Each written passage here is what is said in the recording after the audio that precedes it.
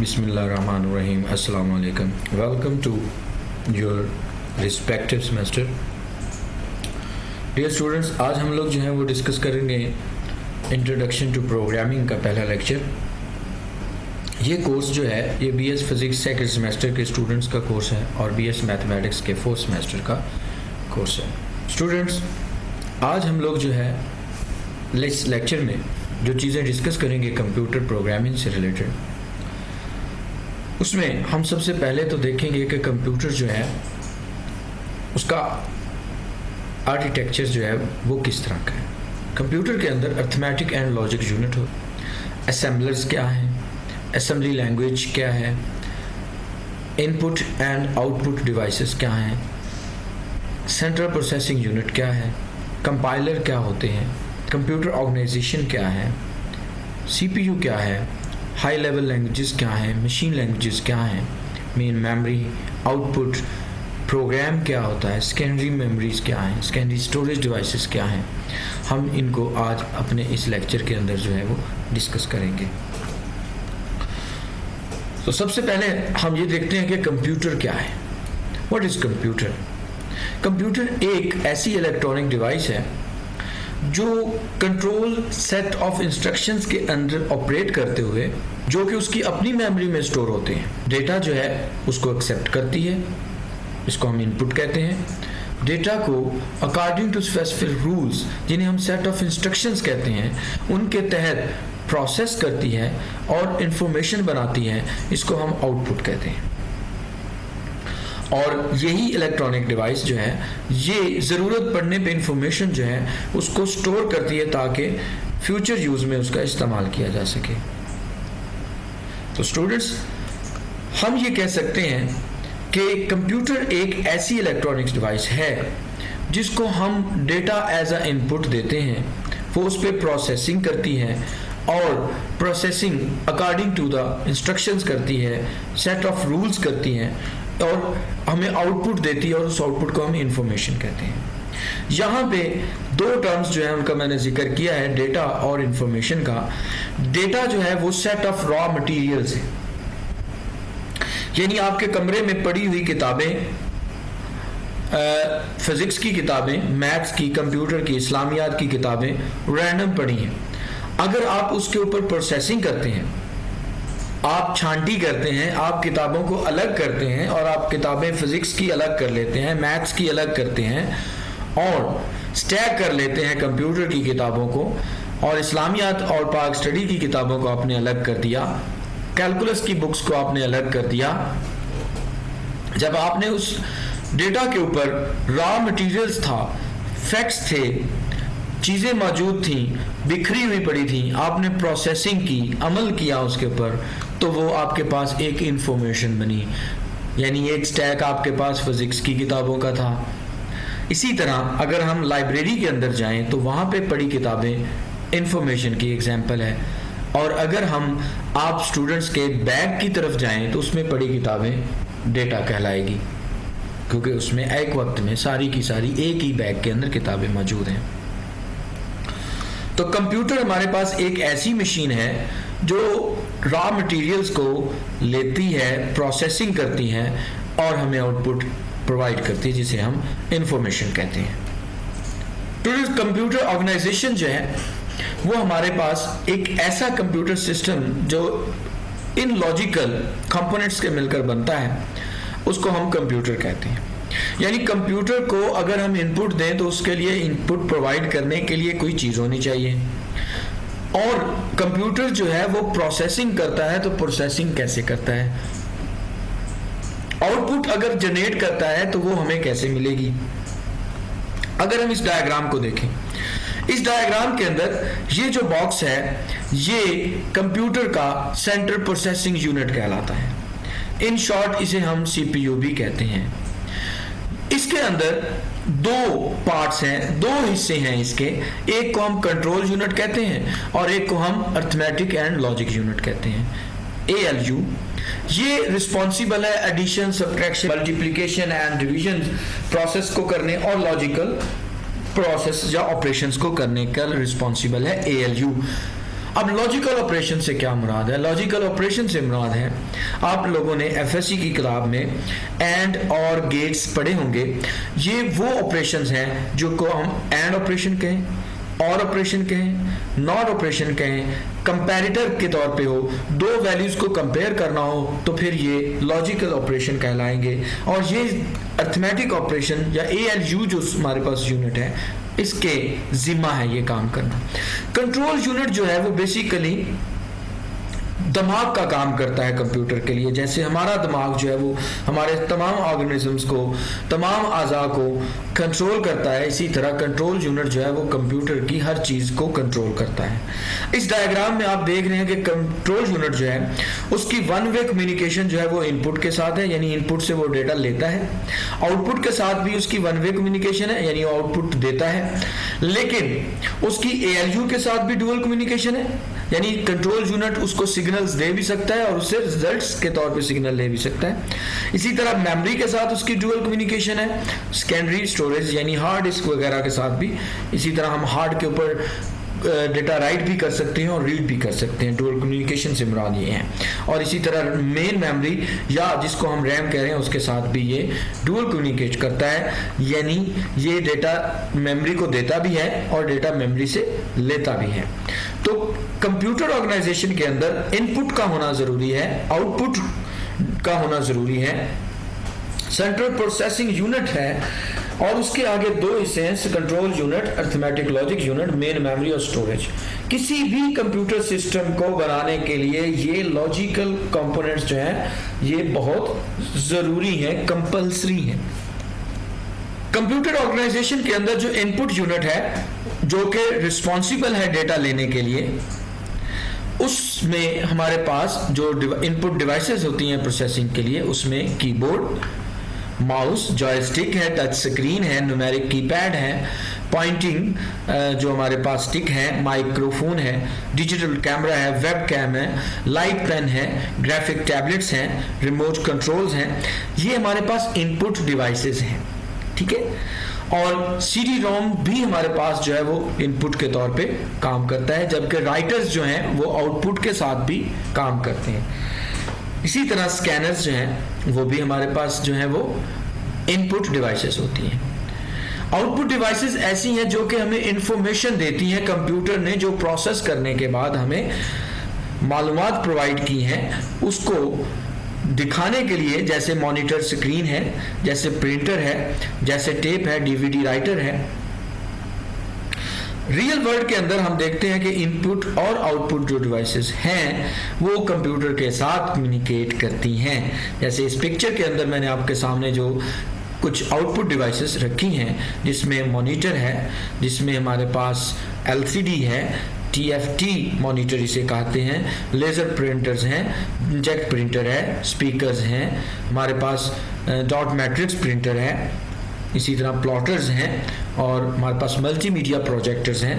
These are the output devices.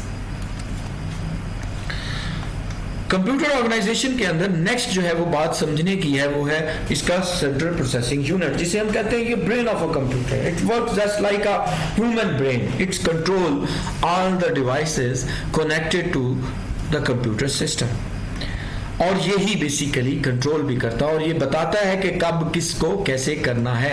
Control unit जो है वो कोऑर्डिनेट करता है ऑपरेशंस को और कंप्यूटर के कंपोनेंट्स जो है उसको कंट्रोल करता है, जबकि अर्थमेटिक यूनिट जिसे मैंने पहले कहा था इसमें कैलकुलेशंस हैं, रैशनल लॉजिकल ऑपरेशंस हैं, जैसे एडिशन है, सब्ट्रैक्शन है, मल्टीप्लिकेशन है और हमारे पास जो है वो डिवीजन है। ये ऑपरेशन जो बेसिक्स हैं ये ALU का काम करते हैं। यहाँ पे पिक्चर जो है वो मैंने आपके सामने CPU की रखी है।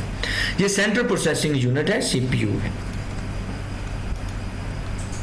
मेन मेमोरी जिसे हम रैम भी बोलते हैं शॉर्ट टर्म के अंदर, ये बेसिकली डेटा जो है उसको लेता है, एग्जीक्यूटेबल प्रोग्राम जो है उनको लेता है और ये जो डेटा है हमारे पास ये टेम्परेरी जो है वो स्टोर रहता है और जब तक के पावर जो है वो ऑफ ना हो जाए।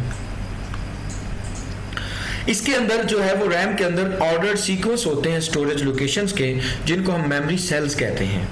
और मेमोरी सेल्स जो हैं वो यूनिक एड्रेस रखते हैं। जिस तरह हम कह सकते हैं कि किसी कॉलोनी के अंदर जो है वो बने हुए घरों के एड्रेस यूनिक होते हैं। एक घर का 2 एड्रेस नहीं हो सकते और ना ही किसी 2 घर का एक एड्रेस हो सकता है। इसी तरह मेमोरी के अंदर मौजूद जो यूनिट सेल्स हैं, जिन्हें हम मेमोरी सेल्स कहते हैं, वो यूनिक एड्रेस रखते हैं। आइडेंटिफाई करना कंट्रोल यूनिट को या सीपीयू को आइडेंटिफाई करना आसान होता है।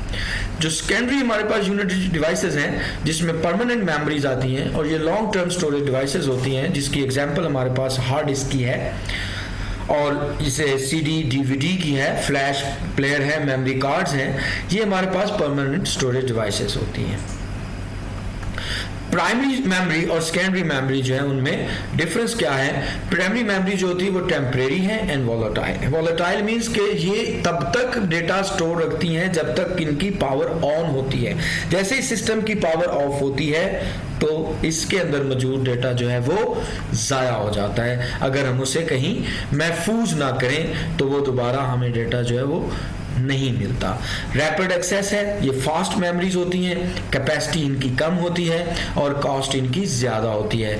जबकि सेकेंडरी जो हमारे पास है वो नॉन वोलेटाइल्स हैं, परमानेंट हैं, पावर ऑफ होने के बाद भी डेटा वहाँ पे मौजूद रहता है। ये स्लोअर होती हैं प्राइमरी मेमोरी से और इनकी कैपेसिटी ज़्यादा होती है, लेकिन इनकी कॉस्ट जो है वो इफेक्टिवली कम होती है।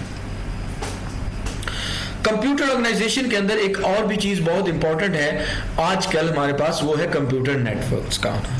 यानी हम किसी भी नेटवर्क डिवाइस के साथ किसी दूसरे नेटवर्क के साथ कनेक्ट हो जाएं, और अगर हम दुनिया के नेटवर्क के साथ कनेक्ट हो जाएं तो उसे हम इंटरनेट कहेंगे। और अगर हम एक नेटवर्क से कनेक्ट होके हो जाएं, जैसे आप अपने आजकल एंड्रॉयड फोन का हॉटस्पॉट ऑन करते हैं तो उसके साथ आप अपने दूसरे मोबाइल या कंप्यूटर को कनेक्ट करते हैं, तो आपके मोबाइल के नेटवर्क यानी यू फोन या जोंग या वट एवर जौन सी भी सिम कार्ड आप डेटा यूज कर रहे हैं, उसके नेटवर्क के साथ आपका कंप्यूटर जो है, लैपटॉप जो है वो कनेक्ट हो जाता है। और ऐसी जो हमारे पास कनेक्टिविटी होती है, ये सम टाइम हम कह सकते हैं कि ये लोकल एरिया नेटवर्क है, जो स्मॉल एरिया नेटवर्क है उसके अंदर आता है। इसी तरह लार्ज एरिया नेटवर्क होगा, उसको हम वाइड एरिया नेटवर्क कहेंगे, वैन कहेंगे। इसी तरह इंटरनेट है, जब हम दुनिया के साथ कनेक्ट हो जाते हैं तो वो फिर इंटरनेट कहलाएगा। ये तो हमने डिस्कस किया था स्टूडेंट्स के कंप्यूटर है क्या और कंप्यूटर ऑर्गेनाइजेशन क्या है, कंप्यूटर के अंदर कौन सी ऐसी चीजें हैं जो मिलकर एक कंप्यूटर सिस्टम बनाती हैं। इसमें मैं आप लोगों को बताता चलूं कि कंप्यूटर ऑपरेट करना, उसके लिए 2 चीज़ों बहुत ज़रूरी हैं। एक हार्डवेयर का होना ज़रूरी है और एक सॉफ्टवेयर का होना ज़रूरी है। अभी तक हमने जितनी डिस्कशन की थी वो हार्डवेयर की हम बात कर रहे थे, कंप्यूटर हार्डवेयर से हम बातें कर रहे थे। अब हमारा टॉपिक जो है वो कंप्यूटर लैंग्वेजेस की तरफ जा रहे हैं, तो ये बात हम अब सॉफ्टवेयर की तरफ जा रहे हैं। कंप्यूटर सॉफ्टवेयर जो होते हैं वो basically set of rules, set of instructions होती हैं जो कंप्यूटर को ये बताती हैं कि आपको कब और क्या करना है, how to do and what to do. These are called software, these are called codes, these are called programs. इनको हम प्रोग्राम भी कह सकते हैं, इनको हम सॉफ्टवेयर भी कहते हैं, इनको हम कोड्स भी कहते हैं। जैसे कि हमारे पास ऑपरेटिंग सिस्टम एक सॉफ्टवेयर है, जैसे विंडोज, जैसे हमारे पास जो है वो एप्पल के लिए मैक ऑपरेटिंग सिस्टम है, जैसे हमारे पास लिनक्स है, यूनिक्स है, ये ऑपरेटिंग सिस्टम्स हैं। तो स्टूडेंट्स, ये ऑपरेटिंग सिस्टम्स जो हैं वो हार्डवेयर के साथ कम्युनिकेट करते हैं, और कम्युनिकेट करने से सॉफ्टवेयर जो है वो हमारे और हार्डवेयर के दरमियान एक ग्राफिकल विजुअल इंटरफेस प्रोवाइड करते हैं। तो कम्युनिकेट करना है कंप्यूटर के साथ, तो इस सिलसिले में हमें कुछ लैंग्वेजेस के बारे में जानना होगा। सबसे पहले ये जानना होगा कि कंप्यूटर की अपनी क्या जुबान है। कंप्यूटर की अपनी जुबान, जिसे हम फर्स्ट जनरेशन लैंग्वेज कहते हैं, वो है मशीन लैंग्वेज। यानी कंप्यूटर सिर्फ 0 और 1 की लैंग्वेज को समझता है। कंप्यूटर सिर्फ हाँ या ना को समझता है। कंप्यूटर सिर्फ यस और नो की बात करता है। कंप्यूटर सिर्फ कहता है ट्रू और false. There is nothing between yes and no. This is called machine language. And the other second generation language, चूंकि machine language communicate करना it's too difficult for us, so second generation language assembly language जो है वो develop की गई। और assembly language जो थी वो intermediate language थी, जिसमें हम human भी जो है उसको understand कर सकते थे उन codes को, और वो easily convertible था machine language के साथ, तो उसके साथ भी इसको कन्वर्ट करना पड़ता है। असेंबली लैंग्वेज के अंदर लिखा हुआ कोड जो है वो मशीन लैंग्वेज में कन्वर्ट करने के लिए असेंबलर इस्तेमाल किया जाता है। इसी तरह थर्ड जनरेशन जो है वो लैंग्वेज है, उनको हम कंपाइलर लैंग्वेजेस भी कहते हैं, उनको हम हाई लेवल लैंग्वेजेस भी कहते हैं। और वो लैंग्वेजेस जो हैं वो जैसे सी है, जावा है, C++, BASIC, Fortran etcetera, this are the basic compiler languages. First generation language जो है वो मशीन लैंग्वेज कहलाती है। मशीन लैंग्वेज जो है वो कंप्यूटर की अपनी जुबान है और कंप्यूटर की अपनी लैंग्वेज है, और कंप्यूटर सिर्फ इसी को समझता है। कंप्यूटर जो है वो किसी और जुबान को नहीं समझता, सिर्फ और सिर्फ अपनी मशीन लैंग्वेज जुबान को समझता है। और ये जुबान, जैसे कि मैंने पहले कहा था कि ये बाइनरी कोड्स हैं, ये 0 और 1 की फॉर्म है। और इसी तरह हम कह सकते हैं कि कंप्यूटर जो है, अगर कंप्यूटर को फॉर एग्जाम्पल, यहाँ पे मैंने एक एग्जाम्पल कोट की है, अगर कंप्यूटर को ओवर टाइम पे जो है वो ऐड करनी हो बेसिक पे के साथ, तो कंप्यूटर को कुछ इस तरह से जो है वो कोड जो है वो ऐड करने होंगे। यानी ये उसकी बेसिक पे है, उसका बाइनरी है, ये उसकी जो है वो ओवर टाइम पे का बाइनरी है, और रिजल्ट जो है वो इन दोनों का कलेक्टिव सम है। और मुझे उम्मीद है कि आप लोगों को इस कोड की समझ नहीं आई होगी। अब हम चलते हैं सेकंड जनरेशन लैंग्वेज की तरफ। ये बेसिकली इंग्लिश लाइक एक एब्रीविएशन डिपेंडेंट लैंग्वेज है, जिसके अंदर हम मशीन की इंस्ट्रक्शंस जो हैं उनको लिखते हैं, और फिर इसके लिए जो ट्रांसलेटर इस्तेमाल किया जाता है उसे हम असेंबलर कहते हैं। असेंबलर जो है इस कोड को लाइन बाय लाइन जो है इसकी सारी इंस्ट्रक्शन जो हैं उनको ट्रांसलेट करता है, और उसके बाद उसका कॉरस्पॉन्डिंग मशीन लैंग्वेज कोड यानी बाइनरी कोड जनरेट करता है। यानी अगर हम प्रीवियस एग्जांपल लें तो उसमें हमें लोड करनी है, इनपुट लेनी है बेसिक पे, और उसमें ओवर ऐड करनी है हमने ओवर पे, और स्टोर होगी वो ग्रॉस पे के अंदर। तो यहाँ बात कुछ लिटिल बिट हमें समझ आती, क्योंकि ये इंग्लिश लाइक वर्ड्स है, पैटर्न है, कोड्स है, जिसके तहत इसे हम इस्तेमाल कर रहे हैं। इसके बाद थर्ड लेवल जनरेशन लैंग्वेजेस हैं, जिसमें हम हाई लेवल लैंग्वेज भी कहते हैं, और ये मशीन लैंग्वेजेस जो हैं उनसे इंडिपेंडेंट होती हैं। यानी आप इसको किसी भी मशीन पे लिख सकते हैं। मोर इंग्लिश लाइक लैंग्वेजेस हैं, मोर नेचुरल हैं, और हर जो हाई लेवल लैंग्वेज है उसकी स्टेटमेंट जो है वो ट्रांसलेट हो सकती है several low level languages statements के अंदर। यानी जैसे ग्रॉस पे इज इक्वल टू बेसिक पे प्लस ओवर टाइम, ये सिंपली सी बात है, ये हमारे ह्यूमन बीइंग की अंडरस्टैंडिंग वाली लैंग्वेज लिखी हुई है यहाँ पे, बिल्कुल more than English like language है। तो इसको यूज करते हैं कंपाइलर्स, वो इनको ट्रांसलेट करते हैं और मशीन लैंग्वेज के अंदर इसका बाइनरी कोड जनरेट करते हैं। कंपाइलर जो है वो एक ट्रांसलेटर प्रोग्राम है जो ट्रांसफर करता है हाई लेवल प्रोग्राम कोड को low level program machine level को एग्जीक्यूटेबल प्रोग्राम कोड के अंदर, और कंपाइलर्स जो हैं वो प्रोग्राम को एज अ होल जो है वो कंपाइल करते हैं और फिर उसकी एग्जीक्यूटेबल ऑब्जेक्ट फाइल तैयार करते हैं। High level languages are more English like languages, और इजी है कोड करने में, प्रोग्राम लिखने में बहुत आसान है, और मोर कॉस्टली टू रन है, और फ्लेक्सिबल कम है। लेकिन ये लैंग्वेजेस जो हैं वो हमारे ह्यूमन बीइंग के साथ कम्युनिकेट करने में बहुत हेल्पफुल होती हैं, जैसे कि फोर्ट्रॉन है, बेसिक कोबॉल है, और हमारे पास पास्कल है, सी है, C++ है, जावा एटसेट्रा। और इस कोर्स के अंदर जो है वो हम सी और C++ जो है लैंग्वेज उसको सीखेंगे। अगर हम कंपैरिजन करें हाई लेवल लैंग्वेज ट्रांसलेटर्स का, तो दो हैं हमारे पास, एक को हम कंपाइलर कहते हैं और दूसरा हमारे पास इंटरप्रेटर्स। कंपाइलर जो है वो स्लो ट्रांसलेटर है, क्योंकि इसने पूरे कोड को एज अ होल जो है वो ट्रांसलेट करना है। जैसे कि इंग्लिश का एक पैराग्राफ आप पूरा पढ़ दें और उसके बाद मैं उसको ट्रांसलेट करूं तो वो कंपाइलर वाली बात है, और अगर उसको मैं आपसे कहूं आप इंग्लिश की पूरी लाइन एक बार पढ़ें और मैं उसको ट्रांसलेट करूं लाइन बाय लाइन, तो वो इंटरप्रेटर्स। इंटायर प्रोग्राम इसके अंदर ट्रांसलेट होता है और इसकी एग्जीक्यूशन फास्ट होगी, क्योंकि इसने सारे प्रोग्राम को एक वक्त में ही जो है वो ट्रांसलेट करके ऑब्जेक्ट फाइल जो है वो जनरेट कर ली।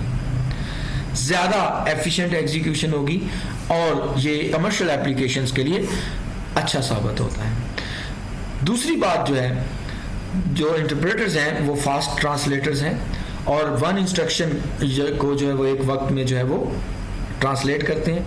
दैट्स वाई इनकी एग्जीक्यूशन स्लो होती है, लेस एफिशिएंट होते हैं एग्जीक्यूशन के मामले में, लेकिन प्रोग्राम डेवलपमेंट के लिए अच्छे होते हैं। तो सोर्स प्रोग्राम जो हम लिखते हैं हाई लेवल लैंग्वेज के अंदर, कंपाइलर उसको या इंटरप्रेटर उसको ट्रांसलेट करता है, उसके एक ऑब्जेक्ट फाइल तैयार करता है जो कि मशीन कोड के अंदर होती हैं, उसे हम ऑब्जेक्ट प्रोग्राम या ऑब्जेक्ट कोड कहते हैं।